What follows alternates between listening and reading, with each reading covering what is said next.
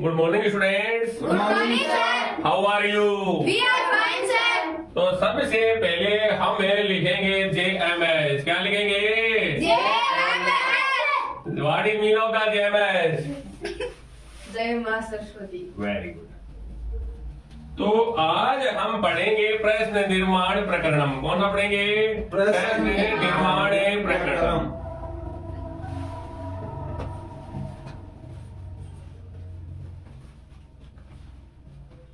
प्रश्न निर्माण प्रकरण में है वो आपके 4 अंक का है। कितने अंक का है? 4 अंक। हाँ, 4 अंक का है। कितने अंक का है? 4 अंक। तो हमने पहले भी हम प्रश्न निर्माण प्रकरण है वो पढ़ चुके हैं। हमने 3 पार्टों में पढ़े थे प्रश्न निर्माण प्रकरण, जिसमें 4 एक दिन नियम पढ़े थे। दूसरे दिन हमने पार्ट 2 में 3 नियम पढ़े थे। फिर पार्ट 3 में हमने 1 नियम पढ़ा था। आज हम इनका मैराथन क्लास शुरू करेंगे। ठीक है, आज जितने नियम पढ़े थे हमने 8 नियम है वो हम आज की क्लास में कंप्लीट करेंगे। तो सबसे पहले हमने जो नियम पढ़ा था वो नियम नंबर 1 था। कौन सा नियम था? नियम नंबर 1। नियम नंबर 1 में हमने पढ़ा था पुत्र का प्रयोग। किसका प्रयोग पढ़ा था? पुत्र का प्रयोग। पुत्र का प्रयोग। पुत्र का प्रयोग हमने कहाँ किया था? इसमें हमने पढ़ा था जब वाक्य में स्थानवाचक शब्द को रेखांकित किया गया हो अथवा स्थूल पद में दिया गया हो या फिर गहरे छपे हुए शब्दों में दिया गया हो और वह स्थानवाचक शब्द जब द्वितीय विभक्ति और सप्तमी विभक्ति में हो। कौन कौन सी विभक्ति हो? द्वितीय विभक्ति और सप्तमी विभक्ति में हो तो हम उसके स्थान पर कुत्र अव्यय पद का प्रयोग करते हुए प्रश्न निर्माण करते हैं और वाक्य के अंत में प्रश्नवाचक चिन्ह लगा देते हैं। जैसे तो मैंने आपको बताया था कहां करते हैं। एक तो स्थानवाचक शब्द होना चाहिए। कौन सा शब्द होना चाहिए? स्थानवाचक पद होना चाहिए। स्थानवाचक पद है वो कौन कौन सी विभक्ति होना चाहिए? एक तो द्वितीय विभक्ति और दूसरा होना चाहिए सप्तमी विभक्ति। कौन सी विभक्ति? सप्तमी विभक्ति में हो तो हमें कुत्र अव्यय पद का प्रयोग करते हुए प्रश्न निर्माण करते हैं और वाक्य के अंत में प्रश्नवाचक चिन्ह लगा देते हैं। जैसे यदा रमेश है, रमेश है, स्व है, जयपुर में गमिष्यति। रमेश है, स्व है, जयपुरम गमिष्यति। यहाँ पर जयपुरम को रेखांकित किया गया है। जयपुरम है वो स्थानवाचक पद है और इसमें द्वितीय विभक्ति है तो हम इसके स्थान पर कुत्र अव्यय पद का प्रयोग करते हुए प्रश्न निर्माण करेंगे और वाक्य के अंत में प्रश्नवाचक चिन्ह लगा देंगे। Are you understand? Yes sir. जैसे बढ़ाइए तो क्या बढ़ेगा? रमेश है, स्व है, पुत्र गमिष्यति और इसके बाद में हम लगा देंगे प्रश्नवाचक चिन्ह और पुत्र को रेखांकित भी करेंगे। Are you understand? Yes sir. इसके बाद में है घनश्याम है, तारा नगरी पठती। तारा नगरी को रेखांकित किया गया है तो तारा नगरी कौन सा शब्द है? बोलो तो स्थानवाचक है और विभक्ति कौन सी इसमें? सप्तमी विभक्ति है तो हम इसके स्थान पर पुत्र अव्यय पद का प्रयोग करते हुए प्रश्न निर्माण करेंगे और वाक्य के अंत में प्रश्नवाचक चिन्ह लगा देंगे। तो बताइए दीपक क्या पढ़ेगा? घनश्याम है, घनश्याम है, पुत्र पठती, पठती। प्रश्नवाचक चिन्ह और कुत्र। प्रश्नवाचक चिन्ह लगा देंगे और पुत्र को रेखांकित कर देंगे। ठीक है, ये पहला नियम हमने पढ़ा था। अब है दूसरा नियम। नियम नंबर 2। नियम नंबर 2 दूसरे नियम में है कत्ती का प्रयोग। किसका प्रयोग है? कत्ती का प्रयोग। कति का प्रयोग हम कहाँ करते हैं? जब वाक्य में संख्यावाचक पद को रेखांकित किया गया हो अथवा स्थूल पद में दिया गया हो, तो हम उस संख्यावाचक पद के स्थान पर कति अव्यय पद का प्रयोग करते हुए प्रश्न निर्माण करते हैं और वाक्य के अंत में प्रश्नवाचक चिन्ह लगा देते हैं। जैसे एक दिन सुभाष जी ने मुझसे क्लास में पूछा तो मैंने उसका उत्तर दिया कि अस्मिन कक्षायाम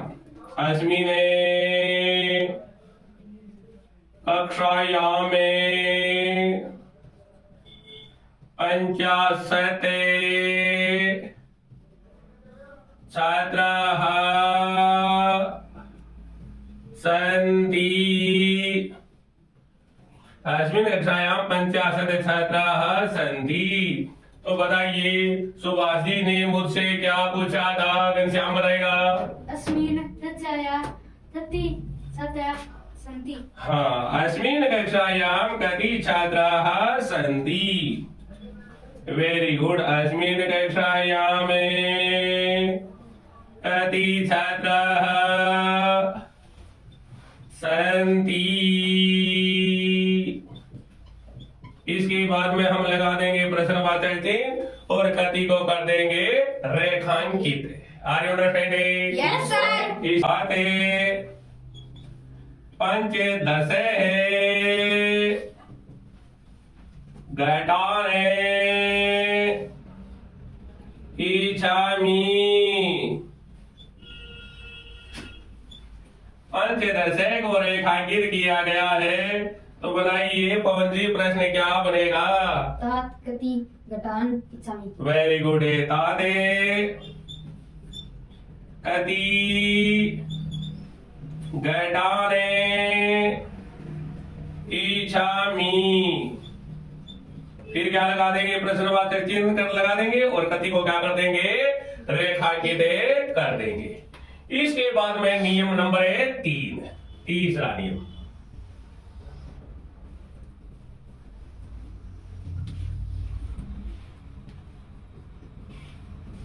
नियम नंबर 3। नियम नंबर 3 हमने पढ़ा था कदा का प्रयोग। किसका प्रयोग पढ़ा था? कदा का प्रयोग। कदा का प्रयोग हमने कहां किया था? जब वाक्य में समय सूचक पद को रेखांकित किया गया हो। कौन से पद को रेखांकित किया गया हो? समय सूचक। समय सूचक पद को रेखांकित किया गया हो अथवा स्थूल पद में दिया गया हो, तो हम उस समय सूचक पद के स्थान पर कदा अव्यय पद का प्रयोग करते हुए प्रश्न निर्माण करते हैं और वाक्य के अंत में प्रश्न वाचक चिन्ह लगा देते हैं। यथा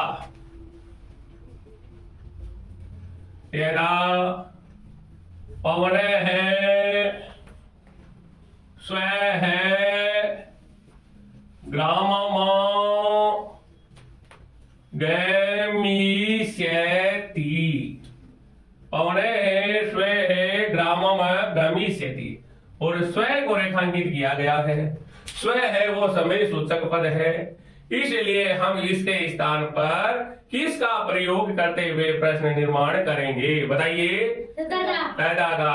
हाँ जी रामदेव जी बताइए क्या प्रश्न बनेगा इसका? पवन है, पवन है, कदा कदा ग्रामं गमिष्यति। ग्रामं गमिष्यति।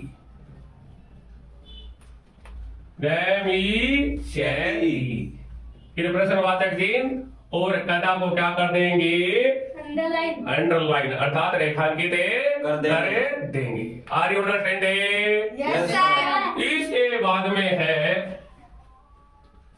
सुरेश है, हय है, ग्राम गच्छते। यहाँ पर हय को रेखांकित किया गया है। तो बताइए दीपक जी प्रश्न क्या बनेगा? सुरेश है, कदा ग्रामं गच्छति। Very good. सुरेश है, कदा ग्रामं गच्छते। और कदा को क्या कर देंगे, रेखांकित कर देंगे। ठीक है। Yes, sir. इसके बाद में हमने नियम नंबर 4 पढ़ा था। कौन सा पढ़ा था? 4 नंबर। तो नियम नंबर 4, नियम नंबर 4 में हमने पढ़ा था किमर्थम का प्रयोग। किसका प्रयोग है? किमर्थम का प्रयोग। किमर्थम का प्रयोग है। किमर्थम का प्रयोग हम कहां करते हैं? जब वाक्य में किसको रेखांकित किया गया हो? हेतुवाचक पद को रेखांकित किया गया हो। कौन से पद को? हेतुवाचक पद को रेखांकित किया गया हो अथवा स्थूल पद में दिया गया हो, तो हम उस हेतुवाचक पद के स्थान पर किसका प्रयोग करते हैं? किमर्थम का प्रयोग करते हुए प्रश्न निर्माण करते हैं और वाक्य के अंत में प्रश्नवाचक चिन्ह लगा देते हैं। जैसे रामदेव है, यथा रामदेव है पठनार्थम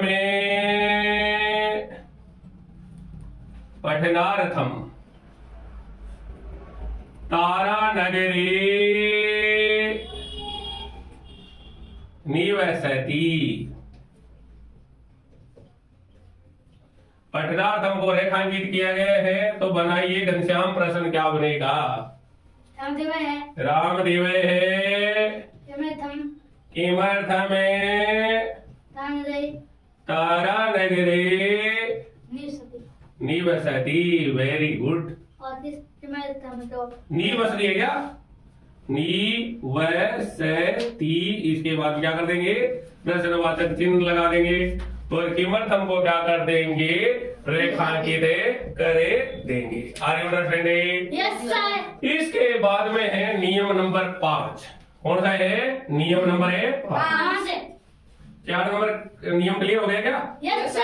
अब है 5 नंबर नियम की चर्चा करते हैं, जिसमें हमने पढ़ा था कीदृश का प्रयोग। किसका प्रयोग पढ़ा था? कीदृश का प्रयोग है।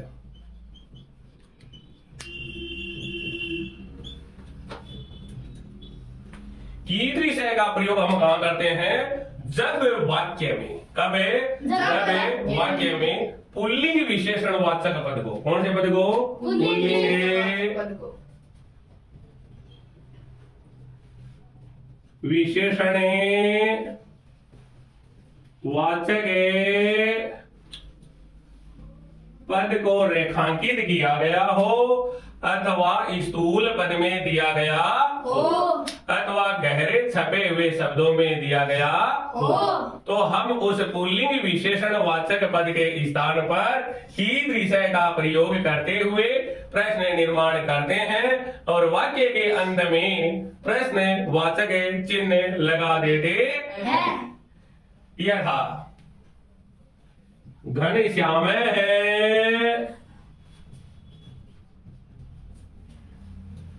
सुंदर है बालक है अस्ति। घनश्याम है सुंदर है बालक है अस्ति। तो पढ़ाइए भी प्रथम क्या पढ़ेगा? घनश्याम है घनश्याम है। फिर क्या पढ़ेगा? कीदृश है कीदृश है बालक है अस्ति। अस्ति। Are you understanding? Yes sir. Ghanshyam है कीदृश है बालक है अस्ति। कीदृश है को हम क्या कर देंगे? रेखांकित करे देंगे। तो घनश्याम है कीदृश है बालक है अस्ति। इसके बाद में है, आगे समझ में कोई दिक्कत है?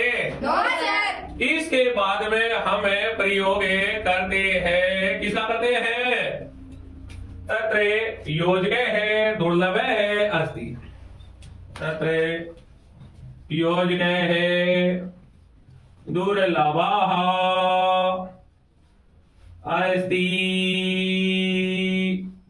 फिर यहाँ पर दुर्लभ को रेखांकित किया गया, तो प्रश्न बढ़ाइए क्या पड़ेगा?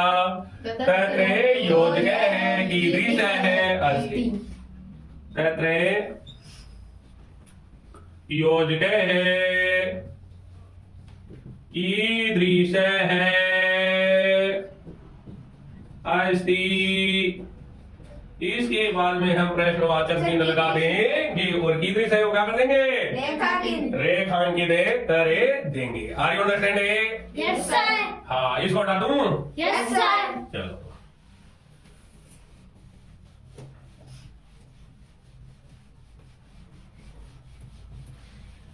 अब है आगे नियम नंबर 6। कौन सा है? नियम नंबर 6।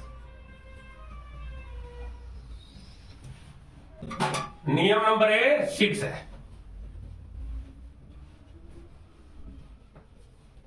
कीदृशी का प्रयोग है।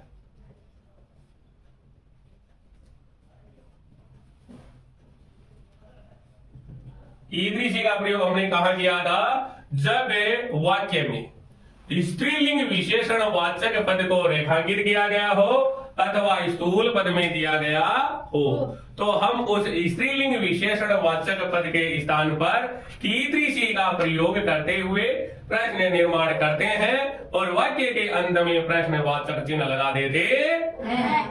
Are you understand? Yes sir. हाँ, किसको रेखांकित किया गया हो? स्त्रीलिंग विशेषण वाचक पद को। स्त्रीलिंग विशेषण वाचक पद को रेखांकित किया गया हो, तो हम उसके स्थान में किसका प्रयोग करते हैं? कीदृशी का प्रयोग करते हुए प्रश्न निर्माण करते हैं और वाक्य के अंत में प्रश्नवाचक चिन्ह लगा देते हैं। यदा मनीषा सुंदरी बालिका अस्ति। मनीषा सुंदरी बालिका अस्ति। यहाँ पर सुंदरी को रेखांकित किया गया है, तो बताइए दीपक जी, प्रश्न क्या बनेगा? मनीषा कीदृशी बालिका अस्ति। मनीषा कीदृशी बालिका अस्ति। और प्रश्नवाचक चिन्ह लगा देंगे और कीदृशी को क्या कर देंगे? रेखांकित कर देंगे। फिर है विचित्रा दैव गति ही। विचित्रा दैव गति ही। विचित्रा को रेखांकित किया गया है। प्रश्न बढ़ाइए, क्या बढ़ेगा? क्या बढ़ेगा? कीदृशी। कीदृशी दैव गति ही। फिर हमें क्या करेंगे? प्रश्नवाचक चिन्ह लगा देंगे और कीदृशी को क्या कर देंगे? रेखांकित कर देंगे। इसी प्रकार कृष्णा चतुरा बालिका अस्ति। यहाँ पर चतुरा को रेखांकित किया गया है। प्रश्न निर्माण कीजिए, क्या प्रश्न बनेगा? कृष्णा कृष्णा कीदृशी कीदृशी बालिका बालिका अस्ति। अस्ति। Very good. फिर प्रश्नवाचक चिन्ह लगा देंगे। फिर अगला नियम है नियम नंबर 7। नियम नंबर 7। 7वां नियम है कीदृशम का प्रयोग। किसका प्रयोग है? कीदृशम का प्रयोग है। कीदृशम का प्रयोग हम कहां करते हैं? तो जब वाक्य में, किसको? वाक्य में नपुंसक लिंग, नपुंसक लिंग विशेषणवाचक, विशेषण वाचक पद को, जब वाक्य में नपुंसक लिंग विशेषण वाचक पद को रेखांकित किया गया हो अथवा स्थूल पद में दिया गया हो, तो हम उस नपुंसक लिंग विशेषण वाचक पद के स्थान पर कीदृशम का प्रयोग करते हुए प्रश्न निर्माण करते हैं और वाक्य के अंत में प्रश्नवाचक चिन्ह लगा देते हैं। यथा अत्रे जीवित में दुर्वह में जाता मैं। दुर्वहम को रेखांकित किया गया है, तो प्रश्न निर्माण कीजिए। क्या बनेगा? अत्र जीवित में कीदृश में जातम। अत्र जीवित में कीदृश में जातम। फिर हम लगा देंगे प्रश्नवाचक चिन्ह। इसी प्रकार कीदृशी को रेखांकित करें। कीदृश नहीं, कीदृशम। इसके बाद में है इदम है मधुरम में आम्र फल में अस्ति। इदम है मधुरम में आम्र फल में अस्ति। और मधुरम को रेखांकित किया गया, तो प्रश्न निर्माण कीजिए। क्या बनेगा? इदम है कीदृश में आम्र फल में अस्ति। इदम है कीदृश में आम्रे फलम अस्ति। फिर हम क्या लगा देंगे? प्रश्न वाचक चिन्ह लगा देंगे और कीदृशम को रेखांकित करे देंगे। Are you understanding? Yes sir. इस प्रकार है प्रदूषणी ने धरातलम सैमलम जातम। सैमलम को रेखांकित किया गया, तो प्रश्न निर्माण कीजिए। दीपक जी क्या पड़ेगा? प्रदूषण धरातलम कीदृशम जातम। Very good. मिटा दूं इनको? Yes sir. चलो देखो, चलो आगे। फिर आगे हमें नियम नंबर 8 में पढ़ते हैं। कौन सा नियम है? 8। नियम नंबर 8। नियम नंबर 8।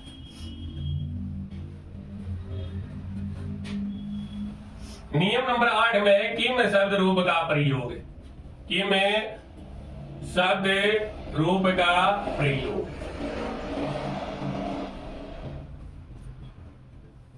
किम शब्द रूप में 21 पुल्लिंगे पढ़ते आगे, 21 स्त्रीलिंगे आगे और 21 नपुंसकलिंग के आगे। ये 63 पढ़ते जुड़कर के बनते हैं। हम कहां करते हैं किम शब्द रूप का प्रयोग है?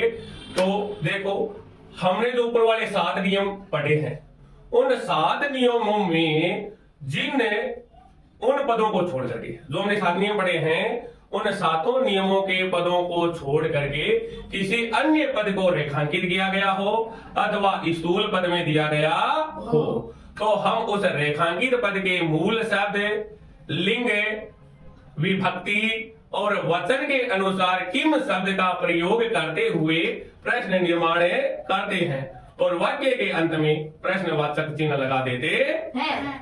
तो क्या करेंगे? किम शब्द का प्रयोग है, तो देखो, सबसे पहले जो रेखांकित पद है ना, 1 नंबर पर हम देखेंगे रेखांकित पद कौन सा है। उस रेखांकित पद को देखना है। कौन से पद को देखना है? रेखांकित पद को। कितने नंबर पर देखोगे? 1 नंबर।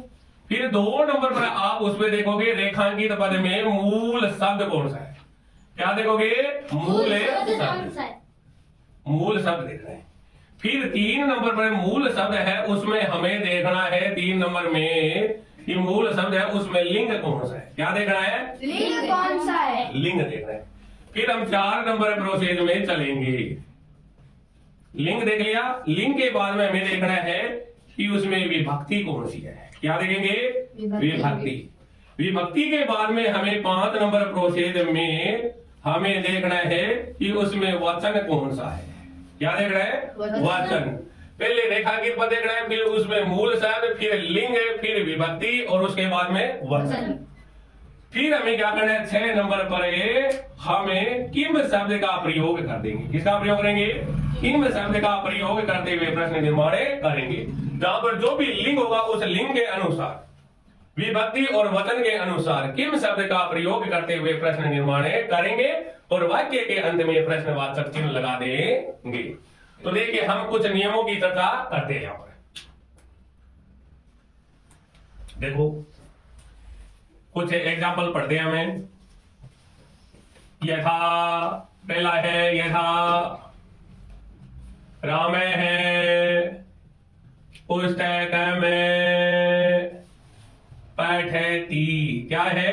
राम है पुस्तक में पठति। यह पहला सेंटेंस है। ठीक है।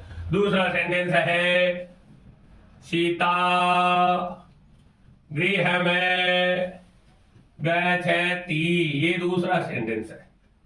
इसमें सीता को रेखांकित किया गया है। तीसरा है सीता रामेण सह वन में अगच्छत। फिर है इसमें रामेण को रेखांकित किया गया है। चौथा है मृगः मृगैः संगे मनोव्रजन्ति। इसके बाद में अगला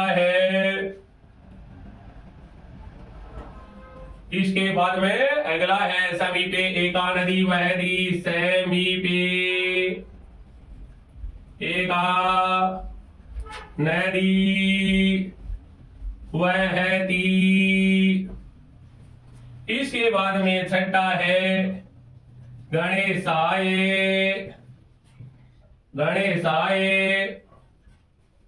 नमः। इसके बाद में सातवां है कवीणाम कालिदास है श्रेष्ठ है अस्ति। कवीणाम कालिदास है श्रेष्ठ है अस्ति। अब जो रेखांकित पद है इनकी हम चित्र करते हैं। तो सबसे पहले जो रेखांकित पद है 1 नंबर पर कौन सा है बोलो तो यहाँ पर 1 नंबर रखेंगे। फिर यहाँ पर 2 नंबर है, फिर यहाँ पर 3 नंबर है, फिर यहाँ पर 4 नंबर है, फिर यहाँ पर 5 नंबर है और यहाँ पर 6 नंबर है। तो पहले में रेखांकित पर क्या है? राम है। क्या है? राम है। 1 नंबर पर क्या है? राम है। फिर 2 नंबर पर क्या है? सीता। फिर 3 नंबर पर है रामेण है। क्या है? रामेण है। फिर 4 नंबर पर है मृगई है। 5 नंबर पर है एका नदी। ये सारे क्या है? रेखांकित है। और 6 नंबर पर क्या है? काव्य। क्या है? गणेशाय। और 7 नंबर पर क्या है? कवीनाम। क्या है? कवीनाम। इनको रेखांकित किया गया है। तो हमने पहले रेखांकित पर देख लिया। अब 2 नंबर पर हमें इनमें मूल शब्द देखना है। क्या देख रहे हैं? मूल शब्द। पहले सेंटेंस की चर्चा करते हैं। तो राम है रेखांकित पद है। राम में मूल शब्द क्या है? राम है। क्या है? राम है। कौन सा है? राम। फिर हमें क्या देखना है? इसमें लिंग देखना है। 3 नंबर पर क्या देखना है? लिंग देखना है। लिंग क्या है राम में बोलो भाई? कौन सा लिंग है? पुल्लिंग है। कौन सा लिंग है? पुल्लिंग। उसके बाद में क्या देखोगे? लिंग के बाद में विभक्ति देखोगे। तो विभक्ति इसमें कौन सी है? प्रथमा है। फिर हमें देखना है वचन। वचन कौन सा है बोलो तो? एक वचन है। एक वचन है। एक वचन है तो हम क्या करेंगे? इसके स्थान पर किम शब्द पुल्लिंग प्रथमा विभक्ति के एक वचन का प्रयोग करते हुए प्रश्न निर्माण करते हैं। किम शब्द का प्रयोग करेंगे। ठीक है। और वाक्य के अंत में प्रश्नवाचक चिन्ह लगा देंगे। तो बोलो भाई क्या होगा? किम शब्द पुल्लिंग प्रथमा विभक्ति का एक वचन में क्या पड़ेगा? कह है पुस्तक में पठति। और इसके बाद में हम लगा देंगे प्रश्नवाचक चिन्ह और कह को क्या कर देंगे? रेखांकित कर देंगे। अब हम 2 नंबर पर चर्चा करते हैं सीता की। किसकी करते हैं? सीता की। तो सीता में मूल शब्द क्या है? सीता है। लिंग कौन सा है इसमें? स्त्रीलिंग है। इसके बाद में इसमें विभक्ति कौन सी है? प्रथमा है। वचन कौन सा है? एक वचन है। तो हम इसके स्थान पर क्या करेंगे? किम शब्द स्त्रीलिंग प्रथमा विभक्ति के एक वचन का प्रयोग करते हुए प्रश्न निर्माण करते हैं और वाक्य के अंत में प्रश्नवाचक चिन्ह लगा देंगे। तो क्या हो जाएगा? का गृहम् गच्छति फिर हम प्रश्नवाचक चिन्ह लगा देंगे और का को क्या कर देंगे, रेखांकित कर देंगे। फिर तीसरे वाक्य में देखिए रामायण को रेखांकित किया गया है। रामायण में सबसे पहले हमने मूल शब्द का क्या है, राम है। लिंग कौन सा है इसमें, पुल्लिंग है। कौन सा लिंग है, पुल्लिंग। पुल्लिंग है। पुल्लिंग के बाद में हम इसमें क्या देखेंगे, विभक्ति देखेंगे। कौन सी है, तृतीया। तृतीया विभक्ति है। फिर वचन कौन सा है, एक वचन है। तो हम इसके स्थान पर किम शब्द का प्रयोग करेंगे। किसका प्रयोग करेंगे, किम किम शब्द पुल्लिंग है, तृतीया विभक्ति के एक वचन का प्रयोग करते हुए प्रश्न निर्माण करेंगे और वाक्य के अंत में प्रश्नवाचक चिन्ह लगा देंगे। तो क्या हो जाएगा, बोलो तो। सीता सीता केने सह वन वन में गए छे। और इसके बाद में हम लगा देंगे प्रश्नवाचक चिन्ह। इसके बाद में अगले जो सेंटेंस है उसमें मृगई है को रेखांकित किया गया है। किसको रेखांकित किया गया है, मृगई है। मृगई है में कौन सा शब्द है, मूल है मृग है। लिंग है इसमें पुल्लिंग है। कौन सा लिंग है, पुल्लिंग है। इसके बाद में बताइए इसमें विभक्ति कौन सी है, तृतीया। वचन कौन सा है, बहुवचन में। तो हम क्या करेंगे, देखिए किम शब्द का प्रयोग करेंगे। किम शब्द पुल्लिंग तृतीया विभक्ति के बहुवचन का प्रयोग करते हुए प्रश्न निर्माण करेंगे और वाक्य के अंत में प्रश्नवाचक चिन्ह लगा देंगे। तो क्या पड़ेगा, बोलो तो। मृगा कसमई है। नहीं, कई है। मृगई है, तृतीया है इसमें। कौन सी है, तृतीया। तो क्या पड़ेगा, कई है। संगे मैनु व्रजंती। फिर हम लगा देंगे प्रश्नवाचक चिन्ह। Are you understand. Yes, और sir. कई है को क्या कर देंगे, रेखांकित कर देंगे। फिर है पांचवें में एका नदी को रेखांकित किया गया है। एका नदी में मूल शब्द है एका नदी है। कौन सी नदी है, एका नदी। लिंग है इसमें स्त्रीलिंग। कौन सा लिंग है, स्त्रीलिंग। विभक्ति है इसमें प्रथमा। कौन सी है, प्रथमा। वचन है इसमें एक वचन में। और किम शब्द का प्रयोग कर दो। कौन सी लिंग में, किम शब्द स्त्रीलिंग प्रथमा विभक्ति के एक वचन का प्रयोग करते हुए प्रश्न निर्माण करेंगे और वाक्य के अंत में प्रश्नवाचक चिन्ह लगा देंगे। तो क्या बन जाएगा, समीपे का वहती। प्रश्नवाचक चिन्ह और का को किया गया है रेखांकित है। इसके बाद में अगला जो सेंटेंस है उसमें है गणेशाई को रेखांकित किया गया है। गणेशाई में मूल शब्द क्या है, गणेश। लिंग इसमें कौन सा, हाँ। तो अगला छठा सेंटेंस देखिए आप, इसमें गणेशाई को रेखांकित किया गया है। किसको रेखांकित किया गया है, गणेशाई। गणेशाई में मूल शब्द है गणेश। क्या है मूल शब्द, गणेश। गणेश। और गणेश में जो लिंग है वो है पुल्लिंग। कौन सा लिंग है, पुल्लिंग। पुल्लिंग। लिंग के बाद में हम देखेंगे इसमें विभक्ति। विभक्ति कौन सी है, बोलो तो। चतुर्थी। चतुर्थी विभक्ति है। फिर वचन कौन सा है, एक वचन है। कौन सा वचन है, एक वचन। तो हम इसके स्थान पर क्या करेंगे, किम शब्द का प्रयोग कर देंगे। कौन शब्द का करेंगे, किम शब्द पुल्लिंग चतुर्थी विभक्ति के एक वचन का प्रयोग करते हुए प्रश्न निर्माण करते हैं और वाक्य के अंत में प्रश्नवाचक चिन्ह लगा देंगे। तो क्या बढ़ेगा, बोलो तो। गणेशाई के स्थान पर कसमई नामे है। इसके बाद में हम लगा देंगे प्रश्नवाचक चिन्ह। फिर आगे दिया गया कवि नाम कालिदास है श्रेष्ठ है अस्ति। तो यहाँ पर रेखांकित पद क्या है, कवि नाम है।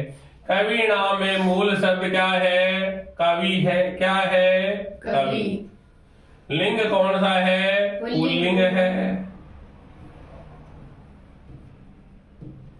लिंग है पुल्लिंग। फिर यहाँ पर विभक्ति है षष्ठी और वचन है इसमें बहुवचन। बहुवचन है। तो हम क्या करेंगे, इस कवि नाम के स्थान पर किम शब्द। कौन सा शब्द, किम शब्द। किम शब्द के पुल्लिंग षष्ठी विभक्ति के बहुवचन का प्रयोग करते हुए प्रश्न निर्माण करेंगे और वाक्य के अंत में प्रश्नवाचक चिन्ह लगा देंगे। तो क्या बन जाएगा कि शाम कालिदास है, श्रेष्ठ है, श्रेष्ठ है, अस्ति अस्ति। इसके बाद में हम लगाएंगे प्रश्नवाचक चिन्ह। Are you understanding? Yes sir. समझ में आ गया? कोई दिक्कत नहीं है? No sir. चलो ठीक है। तो